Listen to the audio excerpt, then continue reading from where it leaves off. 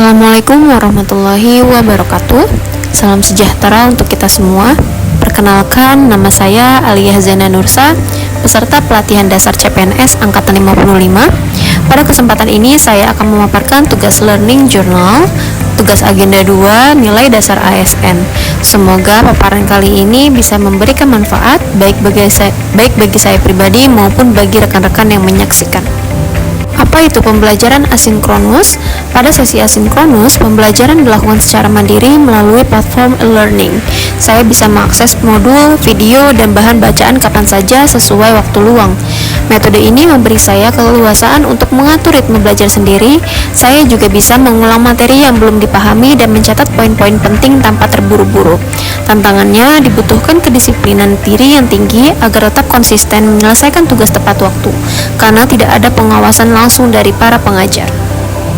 Pada pembelajaran asinkronus agenda 2 ini, saya diberikan tugas yaitu yang pertama reshaping berakhlakologi sebagai tugas kelompok, kemudian yang kedua ada role model, yang ketiga ada benchmarking to the past and the future, yang keempat yaitu lesson learned, nilai organisasi dan nilai dasar ASN. Pada tugas reshaping berakhlakologi, kami diberi tugas yang pertama yaitu mencari isu kontemporer yang terjadi saat ini atau di yang masa lalu. Yang kemudian kami diperintahkan untuk mengidentifikasi perilaku yang tidak sesuai dengan berakhlak. Kemudian kami juga melakukan perbandingan dengan panduan nilai dasar ASN. Selanjutnya kami juga mencari tahu dan mengidentifikasi dampak jika nilai dasar tidak dilakukan, kemudian hambatan dalam pelaksanaan nilai dasar, dan terakhir yaitu kami memberikan gagasan dan rencana aksi untuk isu tersebut. Dari shaping berakhlakologi, kami mengambil isu adanya korupsi bansos pada COVID-19. Dan pembelajaran utama yang kita ambil yaitu nilai berakhlak harus diinternalisasi secara sistemik dalam birokrasi agar kasus serupa tidak terulang, terutama pada masa-masa krisis. Etika sebagai pilar ASN yaitu penerapan etika bukan sekedar formalitas saja, tetapi sebagai penentu kualitas dan keadilan pada pelayanan publik. Kedua yaitu role model. Kami diberi tugas untuk mencari salah satu role model yang dipilih. Kemudian kami diberi tugas untuk menganalisis dan mendeskripsikan nilai berakhlak dengan role model yang telah dipilih. Dan kemudian kami juga menentukan bentuk penerapan yang dilakukan oleh role model supaya bisa menjadi contoh bagi para ASN muda. Pada tugas role model dapat kita ambil kesimpulan bahwasanya Maudy Ayunda adalah role model generasi muda yang mencerminkan nilai-nilai berakhlak secara nyata. Ia membuktikan bahwa menjadi cerdas, peduli, dan berintegritas bisa berjalan bersamaan. Dedikasinya dalam dunia pendidikan, seni, dan sosial menjadikan Maudy sebagai sosok panutan yang relevan di era masa kini. Tugas yang ketiga yaitu tugas kelompok benchmarking to the past and future.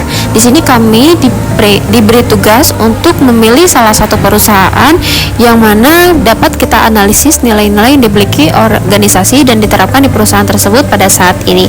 Kemudian kita juga diberi tugas untuk menganalisis perubahan before and after perusahaan dalam melakukan nilai-nilai berakhlak.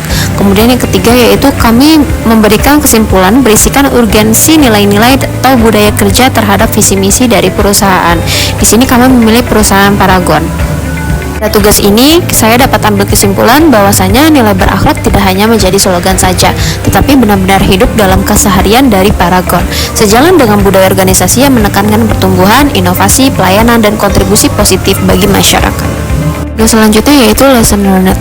Di sini kami diberi tugas untuk mengimplementasikan nilai-nilai budaya kerja dari kegiatan benchmarking sebelumnya yaitu perusahaan Paragon.